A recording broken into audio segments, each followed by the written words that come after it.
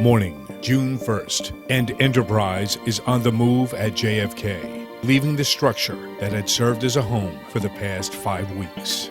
Her exit closes perhaps the most unique chapter in the history of a de-icing tent, a chapter that began with a simple phone call. I was contacted by the Intrepid Air and Space Museum to see if our facility here at JFK could house the shuttle and the jumbo. We had to take dimensions and get dimensions from NASA to see that it would actually fit in here. It's very different from what we deal on a normal basis. It was exciting to get that call. I was delighted we could do it. Enterprise was now about to start the final leg of a journey that will only be completed when she comes to rest on the deck of the Intrepid. Well, we're setting up to do our first single crane lift here. This is a land-based lift we're going to do. Today we're going to attach the NASA sling to our rigging and perform a test pick on Enterprise. But not every step in the process would go according to plan.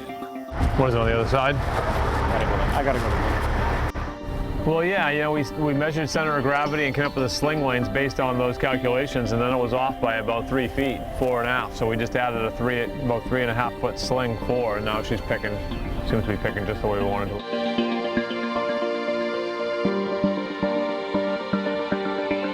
Crazy, you know, but we've been planning this for a long time, and we have the right crews on here.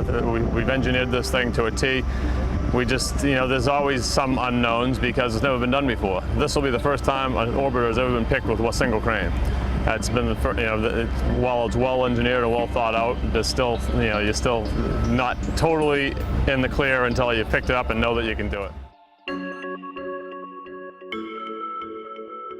June 2nd. A blustery spring day, far from perfect conditions for lifting a space shuttle into the air.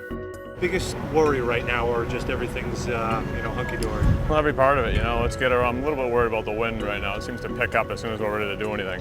But not as much of a concern. We're welding pad eyes onto the barge with tag lines so we can control it a little bit better. We're not lifting it too far in the air. But you saw yesterday in these test picks that any wind, this thing moves around like a sail. 3:06 p.m.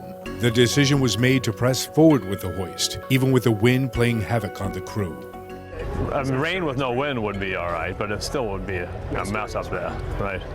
You don't have a lot of room for air, so everything's close tolerance, and you're lifting with their rigging all about 202,000 pounds. So you don't have a lot of room for air, and you have close tolerances that you got to deal with. But in the end, success. And Enterprise now sat on the water, waiting to leave the site that had been her home for the past month.